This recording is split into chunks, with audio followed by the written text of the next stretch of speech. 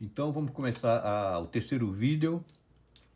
Eu vou continuar aqui sobre a parte do circuito LC.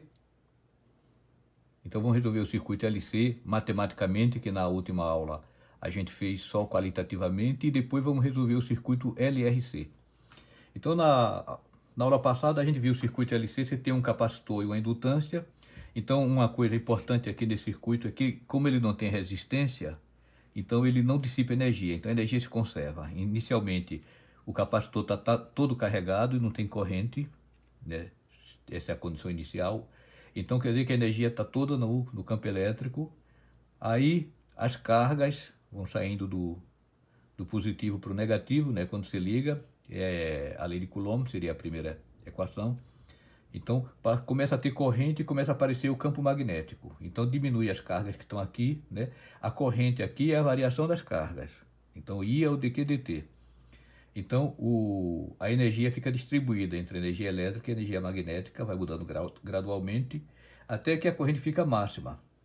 Mas acontece que, como tem uma corrente passando aqui, essa corrente cria um campo magnético e você tem um campo magnético passando dentro das espiras. E o campo magnético está variando, porque aqui ele é zero e ele está crescendo. Então é como se você tivesse um ímã e fazendo assim com o ímã. Quando você aproxima o ímã de uma espira, o que é que acontece? Aparece uma força eletromotriz que se opõe ao movimento. Então aí vai aparecer uma força eletromotriz que tende a fazer diminuir a corrente. Então a corrente vai aumentando, depois vai diminuindo, né? Fica zero, depois fica contrária. Aí, então é importante esse conceito do o que é o indutor. O indutor funciona na base da lei da indução de Faraday e a corrente gera o campo magnético, que é a lei de Ampère, né? Então, pelo menos 3 das equações de Maxwell estão aparecendo aqui. Que é a primeira, o integral de EdA, seria as cargas positivas sendo atraídas pelas negativas. Elas passam pelo fio. Por que elas não passam pelo vácuo? Elas podem passar pelo vácuo, mas elas não passam porque aqui, como você tem uma placa condutora, quando você tem uma carga numa placa condutora e essa carga se afasta, então ela cria uma repulsão, a carga positiva aqui, cria uma repulsão das positivas que estão aqui, que acaba criando um buraco que atrai ela de volta. Então por isso que é difícil. Uma carga pontual, tudo bem, ela sai correndo por aí. Mas quando você tem uma placa assim, para você tirar uma carga da placa, é mais complicada. Se você tem um condutor, aí ela passa, ela flui pelo condutor, né? Então essa é a primeira da lei de Coulomb, que é a integral de EdA, igual aqui sobre ε0. A integral de BdLm0I é a que diz que a corrente está produzindo o campo magnético. E a integral de EdL é menos ddt de BdA é a que diz que a variação do campo magnético aqui, do fluxo magnético dentro da espira, cria uma força eletromotriz que se opõe ao crescimento da corrente, então a corrente começa a diminuir, né? Fica sempre fazendo se opor, certo? Então essa foi a visão qualitativa. Agora vamos fazer as contas.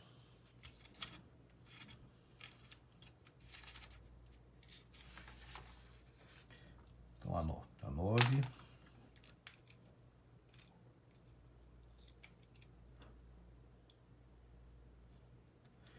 É o circuito LC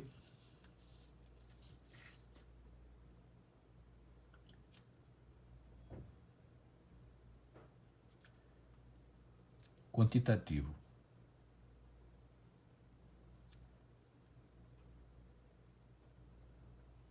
Então, primeiro, você tem a lei de Kirchhoff,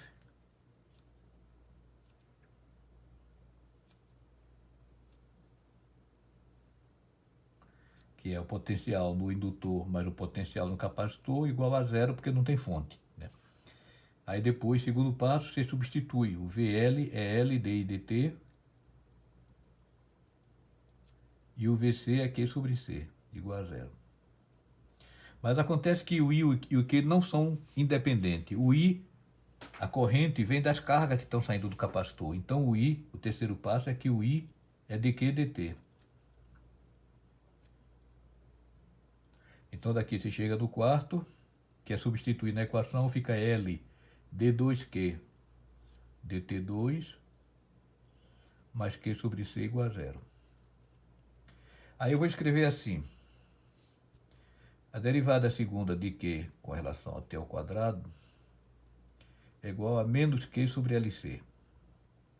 Certo? Aí tenho que resolver isso daqui.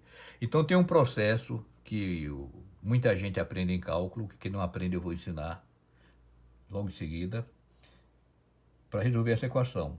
Mas eu vou fazer da forma mais intuitiva, eu vou fazer do chute. Ou seja, qual é a função que você derivando duas vezes dá menos a própria função? Você tem uma função, você deriva uma vez, deriva duas vezes, a derivada segunda é menos ela própria. Então vocês pensam, é o quê? Cosseno, né? A derivada de cosseno é menos seno, e a derivada de menos seno é menos cosseno. Então derivando duas vezes muda o sinal. E qual é a outra função? É a função seno. Derivada do seno é cosseno e derivada do cosseno é menos seno. Então você já tem o seu chute aqui, que o que então, aqui é uma equação de segunda ordem, tem duas derivadas, se tem duas derivadas, então na solução geral tem que ter duas constantes de integração. Então vai ser Q1 cosseno de ômega t, né, função do tempo. Então boto aqui uma constante multiplicativa que é ômega, porque é a velocidade angular, mais Q2 seno de ômega t. Certo? Então você sabe que a solução deve ser dessa forma, porque essas funções aqui derivando duas vezes dá menos elas mesmas. E tem duas constantes arbitrárias, que é o Q1 e o Q2. O ômega vai ser determinado já. Como é que a gente determina o ômega? Vamos derivar dq dt. A gente usa assim o Q ponto, bota um ponto. Quando bota um ponto em cima, quer dizer derivada com relação ao tempo, certo? Então, se tem alguém que não está habituado com essa notação, vai aprendendo. Q ponto é dq dt. Então, derivando, cai o ômega, né? De dentro fica ômega vezes Q1, derivada do cosseno, é menos seno. E a derivada do seno é cosseno, Q2, cosseno de ômega t. Então, eu derivo de novo Q2 ponto. Quando vocês botarem nos trabalhos ponto, você bota, faz uma rodinha assim. Não bota só um pontinho não, porque senão eu não enxergo. D2Q, DT2. Então cai mais um ômega, fica ômega ao quadrado, certo? Derivada do seno é cosseno, fica menos 1. E derivada do cosseno é menos seno, menos Q2, seno de ômega t. Certo? Mas isso que está aqui dentro é menos o Q. Tá vendo? Q1 cosseno de ômega t, Q2 seno de ômega t. Então você tem aqui o Q2 ponto, ficou igual a menos ômega ao quadrado vezes o Q. Como o Q2 ponto é menos Q sobre LC, daqui chega aqui, certo? Então isso é menos ômega ao quadrado Q.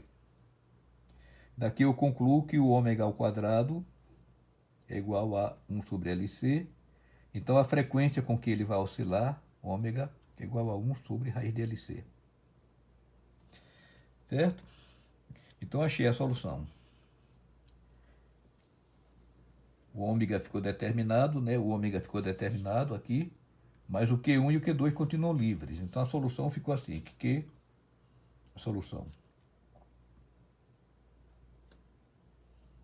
É a solução desta equação diferencial de segunda ordem, né? É o Q é igual a Q1 cosseno de ômega t mais Q2 seno de ômega t. Se escrever dessa forma, tem que botar que o ômega é 1 sobre raiz de LC. Q1 e Q2 são arbitrários. Mas como é que determina o Q1 e Q2? Aí se determina pela carga inicial e pela corrente inicial.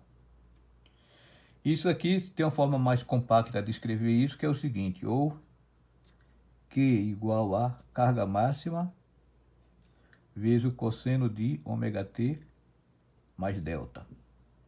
Isso e isso é a mesma coisa. Como? Vou mostrar como. Você sabe a lei do cosseno de A mais B? É cosseno de delta, cosseno de ômega t, certo? Mais QM menos, né? Menos seno de delta, seno de ômega t. Certo? Cosseno de A mais B é cosseno de A, cosseno B, menos seno de A, seno de B.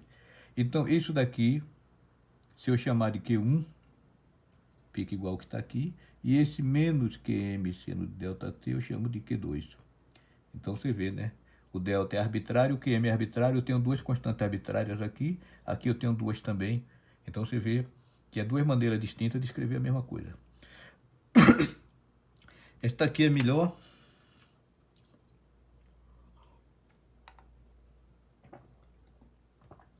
Porque você sabe que o QM é a carga máxima, é o valor máximo que a carga do capacitor vai atingir, certo?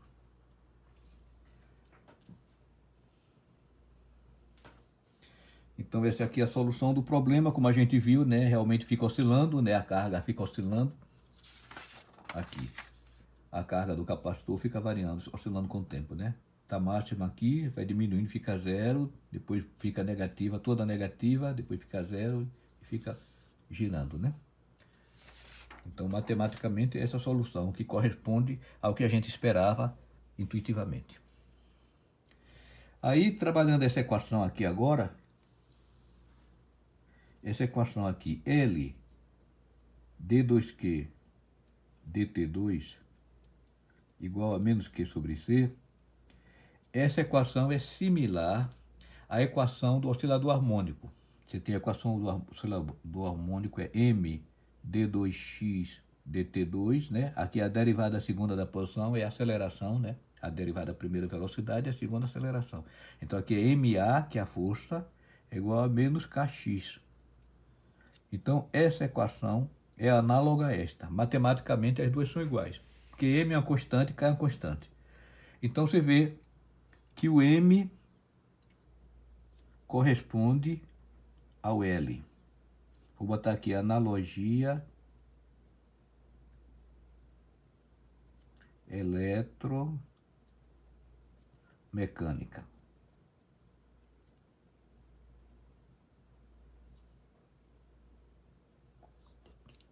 O M corresponde ao L.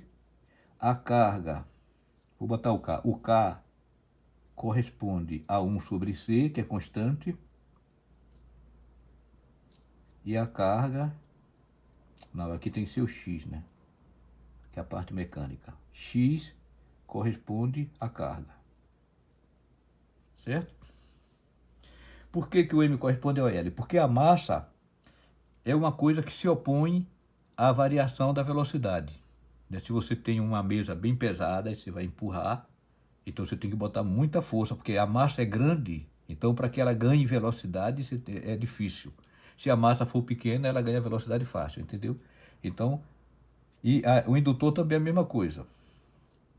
O indutor, ele se opõe à variação da corrente, porque a corrente, a velocidade é a derivada do x com relação ao tempo, corresponde à corrente, né?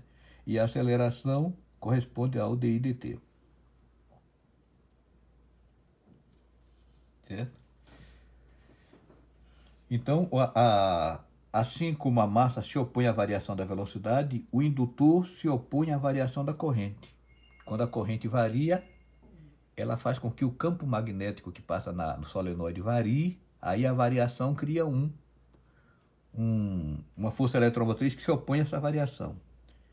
Certo? O sinal menos aqui você vê igual. E o K corresponde ao C. Por quê? Porque quando você tem uma mola, não tem uma mola aqui perto, mas uma mola é parecido com um pêndulo. Vou pegar aqui o pêndulo, né? Tá aqui o pêndulo. O movimento harmônico. Para deslocamento pequeno é a mesma equação. Então, se você puxa para o lado positivo, ele quer ir para o lado negativo. Se você empurra para o lado negativo, a força é para o lado positivo. Então, a força está sempre se opondo para o crescimento do X. Se o X for para mais, o X é mais e for para mais ainda, ela se opõe. Se o X é menos, for para menos ainda, se opõe. Então, o capacitor é parecido com isso. Porque no capacitor, você tem aqui uma placa, né? Carregada com cargas positivas. Então, se você aumentar a carga, equivale aqui pelo nosso dicionário, a carga equivale ao X. Então, aumentar o X equivale a aumentar a carga. Se você quiser botar mais carga aqui na placa do capacitor, vai ter a repulsão, porque as cargas da placa vão se opor, não vão querer que venha mais carga positiva por causa da repulsão. Da mesma forma, quando você puxa o X, o X é negativo, você quer puxar para o mais negativo ainda do pêndulo, então seria a carga negativa, você botar mais carga negativa, então ela se opõe, certo? Então a força é contrária a isso aí. Então por isso que tem essa analogia. Então, da mesma forma, quando você tem um...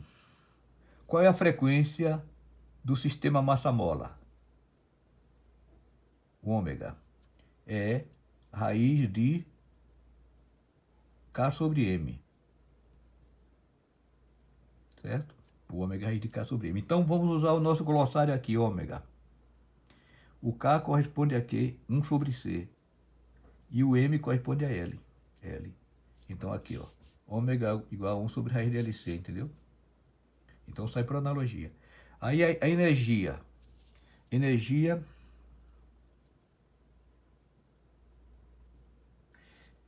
do sistema massa-mola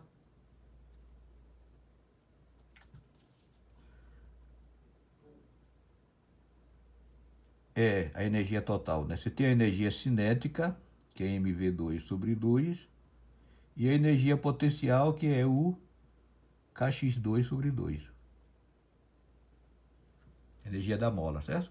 Então, traduzindo, a energia do LC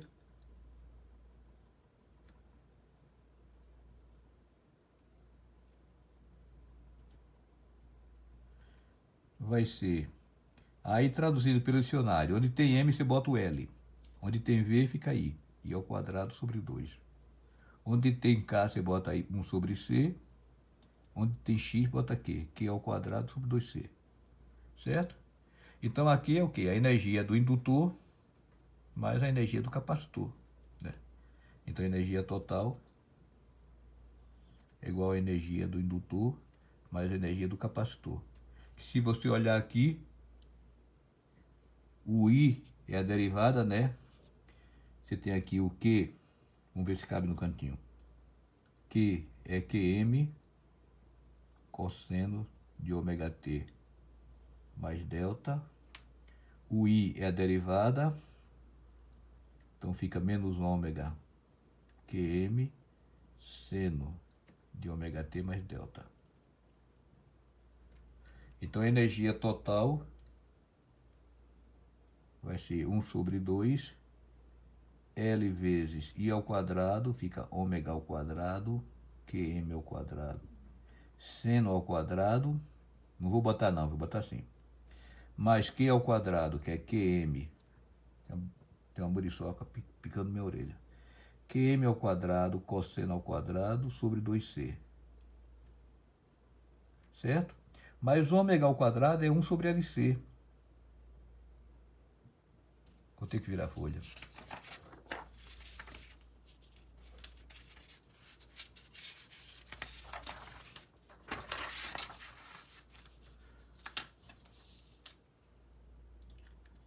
Décima folha.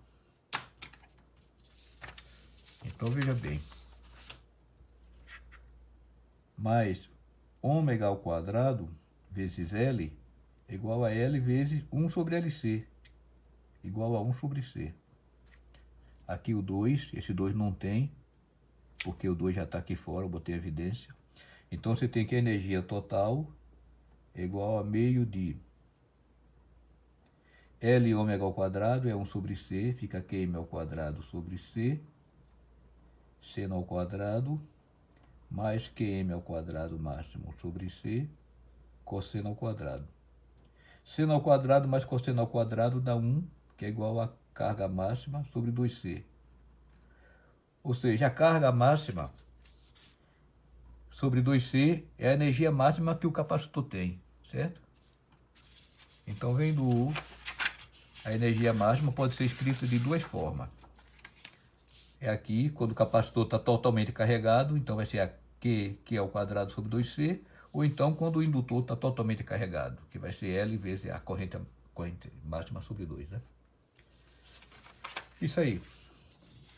Então este é o circuito LC, que é um circuito ideal. A gente está supondo que não tem resistência, claro que isso não existe, né? Sempre tem uma resistência.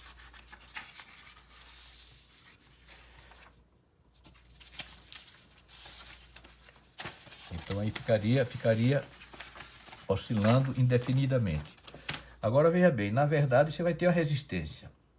Então a gente viu que, no caso, analogia eletromecânica, o circuito LC é como se fosse um sistema massa-mola.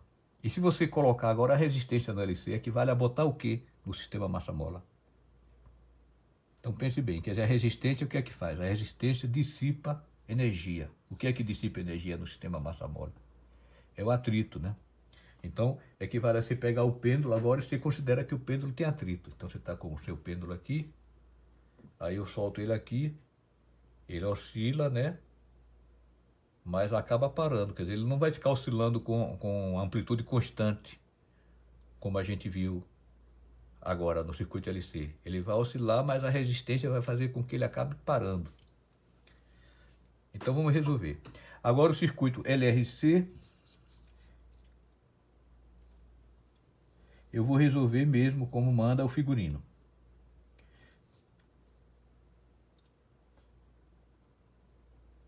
Circuito LRC.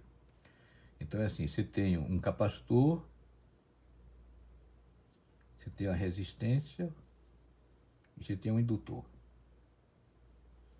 Então o capacitor é constante, né? A resistência é constante, o indutor constante. Aqui você carrega, né?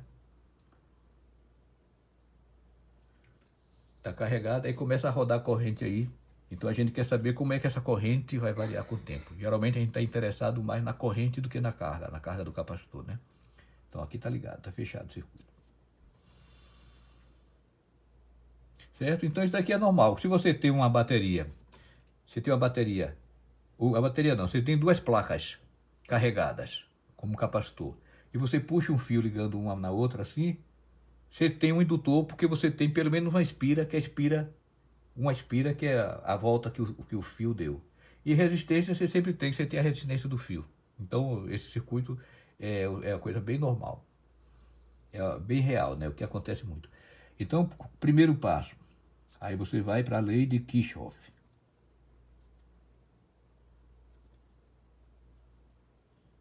H 2F.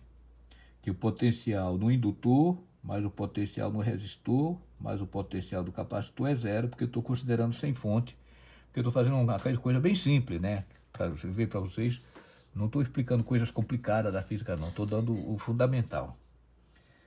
Aí, segundo passo, você substitui. O VL é L, DI, DT, o I ponto, né?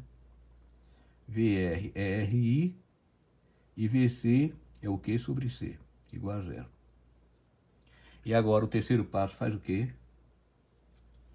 Então aqui parece que tem a corrente e tem a carga, mas não pode esquecer de que a corrente é a variação da carga. Então I é igual a dQ dt.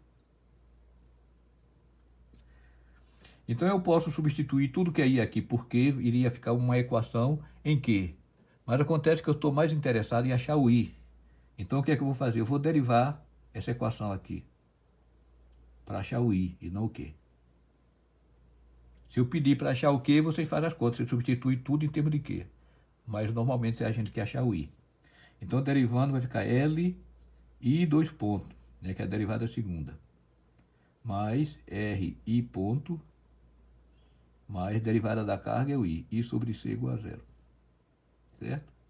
Então você tem aqui uma equação diferencial de segunda ordem, porque tem duas derivadas. Quer dizer que na solução vai aparecer duas constantes de integração, duas constantes arbitrárias. E é uma equação linear, tem I aqui, I aqui, I aqui, não tem nada de I ao quadrado, nem I vezes de ponto, nem nada, é linear. Linear é importante porque quer dizer que a soma das soluções também é solução. E os coeficientes são todos constantes, coeficiente constante, constante. E é homogênea, porque aqui tem zero, quer dizer, todos os termos têm I. Os termos da equação é o seguinte, aqui é um termo, aqui é outro termo, aqui é outro termo. Todos os termos têm I. Então a gente diz que é homogênea, porque tudo tem I. Homogênea é tudo igual. Então, quando você tem uma equação homogênea com os coeficientes todos constantes, A maneira de resolver isso, quem não souber, quem diz assim, olha, eu não estudei essa matéria, por isso eu não sei fazer, e eu estou explicando como é que faz agora. Se você tivesse estudado, o professor ia falar isso que eu estou fazendo agora. Então, é o seguinte, você supõe, né, se os coeficientes são constantes,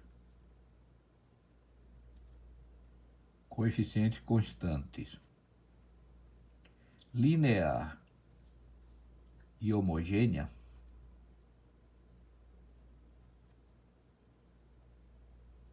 então você supõe que a corrente seja do tipo exponencial, vezes uma constante alfa que a gente quer saber quem é. A gente vai substituir para achar quem é esse alfa daí, certo? Alfa t, que é a variável. Então, a derivada, o i ponto, cai o alfa, fica alfa vezes e elevado a alfa t. E quando deriva a segunda vez, cai outro alfa, fica alfa ao quadrado elevado a alfa t. Aí substituo na equação, fica L alfa ao quadrado é elevado a alfa t. RI fica R alfa elevado a alfa t. E o I que é E elevado a alfa t sobre C, igual a zero. Aí como E elevado a alfa t não é zero, né? Porque se fosse zero é a solução trivial. É o caso de o circuito está desligado, não tem carga, não tem corrente, não tem nada. Então a gente quer o caso geral, então dá para dividir E elevado a alfa t diferente de zero, implica que você tem então L alfa 2 mais R alfa mais 1 sobre C igual a zero.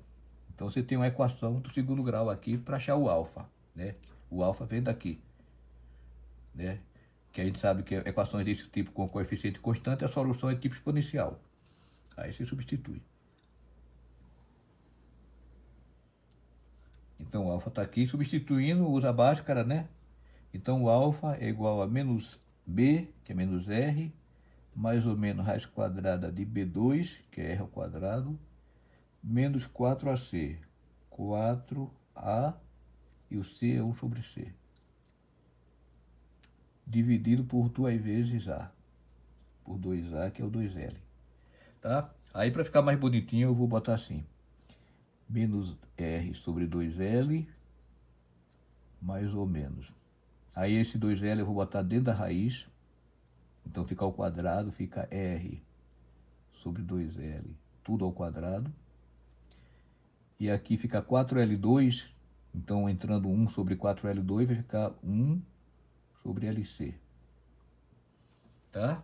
Então o alfa tem essas duas soluções possíveis. Então essas duas soluções estão associadas com o fato de ser de segunda ordem, então você tem duas soluções, né? Tem o sinal mais e o sinal menos.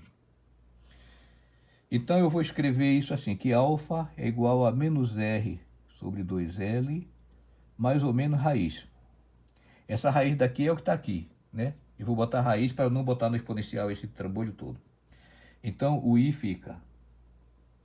Tem duas soluções possíveis. Uma é I1 é elevado a R menos R T, multiplicando T, né? Sobre 2L, mais a raiz vezes o T. E a outra solução é uma constante arbitrária I2 vezes a outra solução. Então, que é E elevado a menos RT. Faço essas contas tudo vocês sozinhos, viu? Tem que fazer até conseguir fazer sem olhar para o vídeo. Sabia fazer da cabeça. Resolver isso aqui. É bom para desenvolver o raciocínio lógico, não ficar fazendo barbeiragem na rua. Então o I fica assim, né? Então se tiver a solução dessa forma, você vê que tem duas constantes arbitrárias, que é o I1 e I2. Porque aqui é uma solução e aqui é a solução. Então uma constante vezes a solução mais outra constante vezes a solução também é solução, porque a equação é a equação linear, né? Então a solução geral é essa.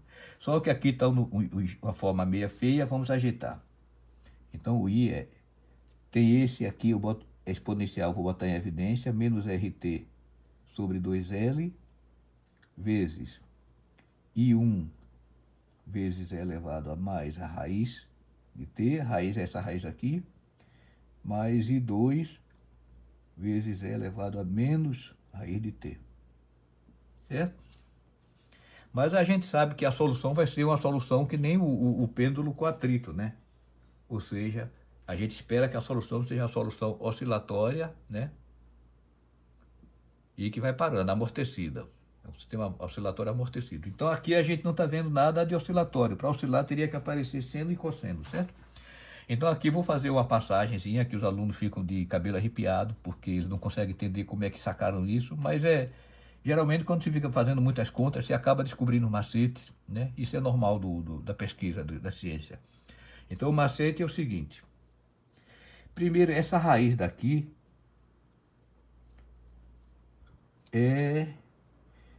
eu vou usar para achar o cosseno, eu vou usar o seguinte. Cosseno de θ é igual a e elevado a iθ mais e elevado a menos iθ sobre 2, né? Que é a fórmula de Euler. Então isso aqui vocês viram para isso, tu vira, aprenda. Cosseno de θ escreve da forma exponencial isso. Então quando tem dois exponenciais assim, um positivo e outro negativo, você já suspeita, isso daqui tem cara de cosseno. Só que os dois coeficientes precisam ser iguais. Aqui está meio e meio, aqui está diferente. E também aqui tem que ter um i imaginário, aqui não tem o i. Então a gente vai arrumar um jeito de contornar esse problema. Primeiro, aqui não tem o i, vírgula, porque aqui é a raiz quadrada. Essa raiz quadrada a gente não sabe qual é o maior, certo? Então você vai fazer o seguinte, a raiz, que é igual a raiz quadrada de r sobre 2l ao quadrado, menos 1 sobre LC, eu vou escrever isso como sendo raiz de menos 1, veja, raiz de 1 sobre LC, menos R sobre 2L ao quadrado, entendeu? Porque aí eu não sei qual é maior, se é esse que é maior, se é esse que é maior. Pode ser que esse daqui seja maior. Então vai ficar assim, bota o menos 1 aqui é o i. Eu vou chamar isso, raiz de menos 1 é o i, né, dos números complexos, e esse daqui eu vou chamar de ômega. Esse ômega não tem nada a ver com outro ômega da equação anterior. É o ômega desse problema agora. Então você tem que o i, então, é igual a e elevado a menos rt sobre 2l vezes i1 vezes e elevado agora i ômega, onde tem a raiz é i ômega t, mais i2 vezes e elevado a menos i ômega t. Certo? Então eu já fiz aparecer o i que eu queria aqui, de θ e menos iθ. Agora eu preciso botar os dois coeficientes iguais. Para isso, então tem um truquezinho que é o seguinte, você faz que o i1, eu vou chamar esse i1 de i máximo sobre 2 vezes e elevado a i delta. Então tem duas constantes arbitrárias aqui, é o im e o delta. I1 e 2 eu vou chamar de im sobre 2 também, para ficar os coeficientes iguais, né? E a diferença eu boto na exponencial de menos i delta. Certo? Essa transformação que eu estou fazendo não restringe nada, não tem nenhuma restrição. Qualquer i1 e i2 dado, eu posso achar o im e o delta que satisfaça isso. Por quê? Se eu multiplicar i1 por i2, esse vezes esse vai ficar o im ao quadrado sobre 4, né? E a exponencial aqui com a exponencial cancela, né? I delta menos I delta dá 0, elevado a 0 dá 1. Então, quer dizer, eu achando o I1 e o 2, o IM é só, eu tiro daqui, o IM é 2 vezes a raiz quadrada de I1 e 2, então está sempre achado. E se eu dividir I1 por I2, o IM sobre 2 cancela e vai dar E elevado a 2I delta. Então daqui eu tenho que 2I delta é igual ao logaritmo de I1 sobre 2. Certo? Então aí dá sempre para achar. Então com isso agora, vamos para a página seguinte.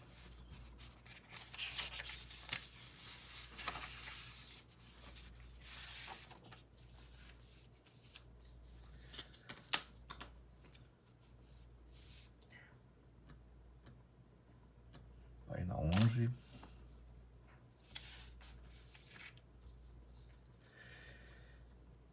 Então eu ficou agora assim, o I, acompanhando aqui, ó, I é igual a E elevado a menos RT sobre 2L vezes I1. I1 é IM sobre 2 é elevado a I delta. Então, vou botar I ômega T mais delta, certo? Está multiplicando no expoente, né? Expoente é I delta, com E elevado a ômega T, fica ômega T mais I delta. E o I2 é IM sobre 2. Aí aqui tem menos, bota em evidência, menos I vezes ômega T mais delta. Certo? Então, refaça, pare aí o vídeo, olhe, pense bem e veja que isso está certo. Então, eu boto o IM em evidência, fica I é igual a E elevado a menos RT sobre 2L vezes a corrente máxima.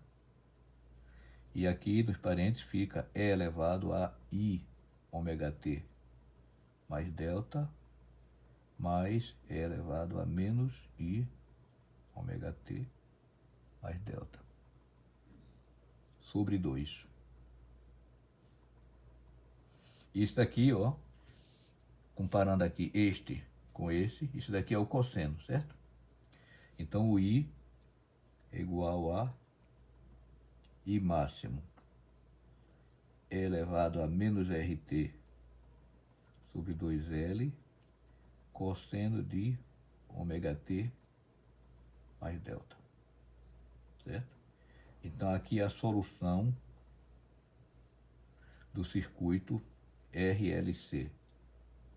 Ou seja, você tem L I ponto mais RI mais Q sobre C igual a zero. A solução disso é isso aqui. Certo? Então, a equação de segunda ordem tem duas derivadas. Ficou assim, L I 2 ponto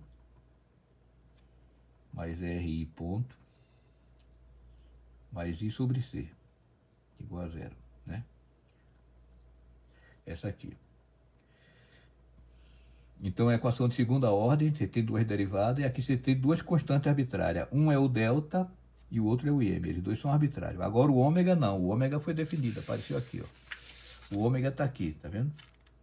Então, esse ômega tem que escrever. Se colocar essa fórmula, tem que dizer quem é o ômega. Onde ômega é igual a, aqui, ó, a raiz de 1 sobre LC menos R sobre 2L ao quadrado. Certo? O ômega é isso aqui. Aí veja bem que se você fizer R igual a zero, aí vai cair no caso anterior, no caso LC, do circuito LC, sem resistência, né? Se R for igual a zero, o I exponencial de zero dá 1. Fica o I máximo cosseno de ômega T mais delta. E o ômega com R igual a zero, o ômega fica 1 sobre raiz de LC. Que é o resultado que a gente obteve no anterior, né? Certo? Então veja que essa solução daqui é um cosseno multiplicado por exponencial negativa. Exponencial negativa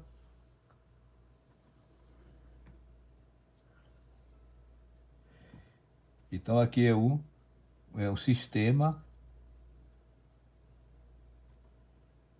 oscilatório amortecido.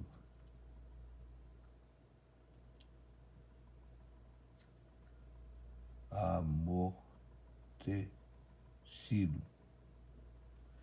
Porque você tem uma função exponencial, vou botar vermelho aqui, que cai.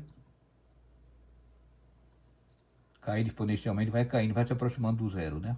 Então, isso daqui é E elevado a menos RT sobre 2L. Opa! Sobre 2L. Então, quando o tempo é zero, tá aqui, vai dar o I máximo. E tem um cosseno multiplicando isso. Então, o cosseno, vamos puxar aqui mais. Vou puxar assim simetricamente, é que o cosseno é simétrico. Então, o cosseno multiplicado, o cosseno de zero é 1. Então, vai dar o I máximo. Quando aqui for zero, vai dar o I máximo. Vem aqui, e aí vai oscilando como cosseno, mas sempre multiplicado pela exponencial, ou seja, a amplitude vai caindo exponencialmente. Quando você fala que cai exponencialmente, quer dizer que cai muito rápido. Então é que nem o nosso pêndulo aqui. Então o pêndulo está aqui. Então a amplitude cai exponencialmente com o tempo, quer dizer, cai muito rápido.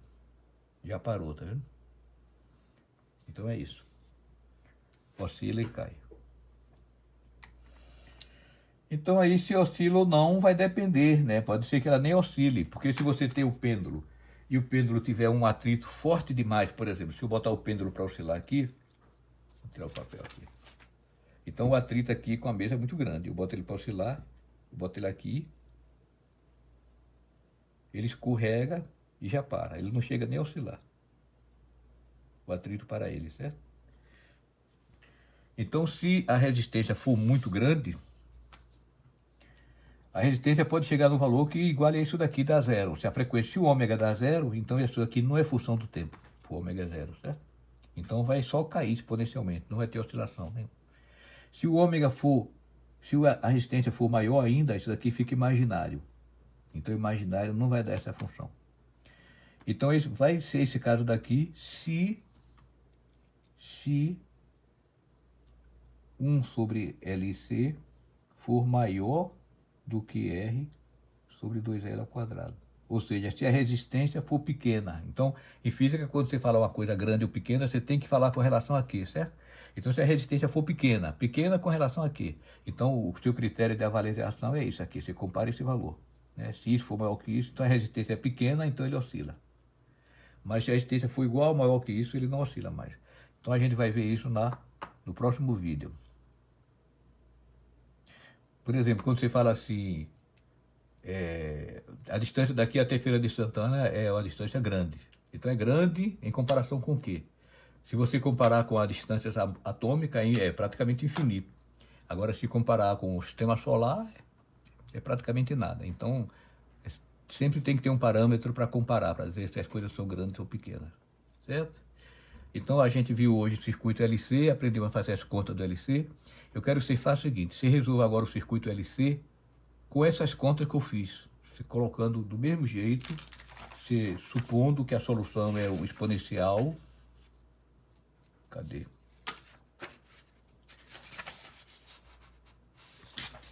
Aqui, você pega o circuito LC e vai botar que o I é igual a carga, igual a E elevado a alfa T. Assim.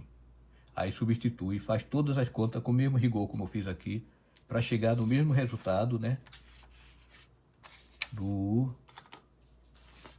Chegar nesse resultado aqui. Com a resistência zero, mas não chutando. Aqui a gente fez chutando, que a solução seria tipo cosseno e seno. Mas não chutando agora. Eu quero que vocês façam usando esse mesmo esquema aqui, né? É só seguir esse mesmo esquema aqui, só que onde tem a resistência é zero, não tem, entendeu? Então, boa sorte. Qualquer dúvida, me perguntem. Por enquanto, ninguém ainda me mandou dúvida. Estou na expectativa, estou esperando. Tá?